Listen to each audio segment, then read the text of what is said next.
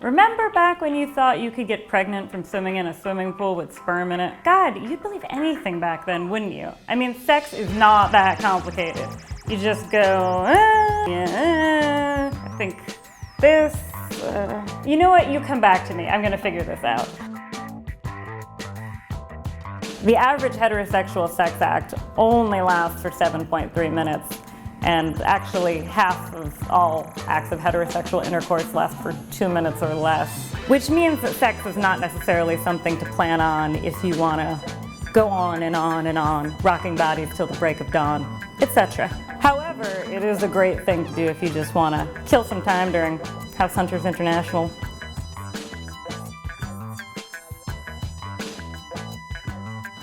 I mean, you could, if you really wanted to, I guess.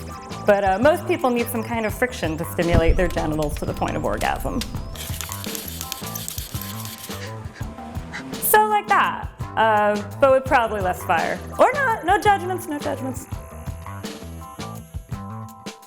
Sex happens early in the morning, late at night, while you're waiting for Game of Thrones to come on, while your parents are at Home Depot for exactly 22 minutes, so you really gotta wrap this up.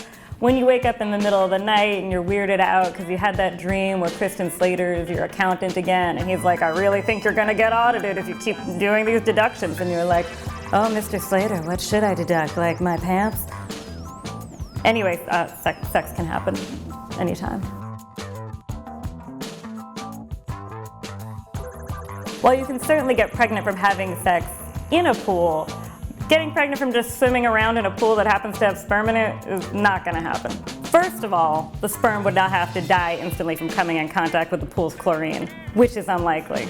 Second of all, sperm can only live outside the body for a few minutes, and sperm can only swim about 8 inches per hour, and they would have to swim all the way to your vagina and up your uterus.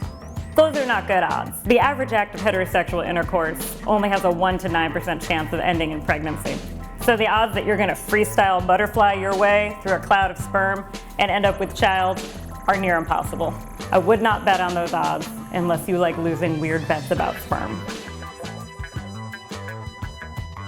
The average American has sex for the first time at age 17. Now, I'm not judging how you were at 17, but when I was 17, I thought Mountain Dew counted as a vegetable because it was green, and Marilyn Manson had some really good points to make about the American political system.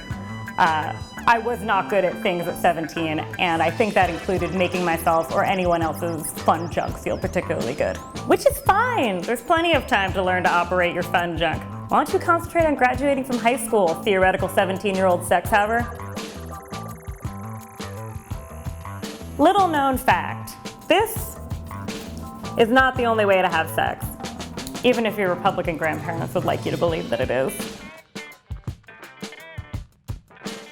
Only 64% of women report having had an orgasm during their last sexual encounter. 64%? Really? And I mean, they can't all just be sleeping with my ex-boyfriend Greg. This has to be part of a larger phenomenon. In fact, 75% of women can't have an orgasm from intercourse alone, and 10 to 15% of women can't have an orgasm from anything at all. But seriously, word to the wise. If you're dating Greg, cut and run now. The sex is not going to get any better, and he's about to ask you to engage in some seriously bizarre grocery store role play. If he busts out that pricing gun, get out of there, girl.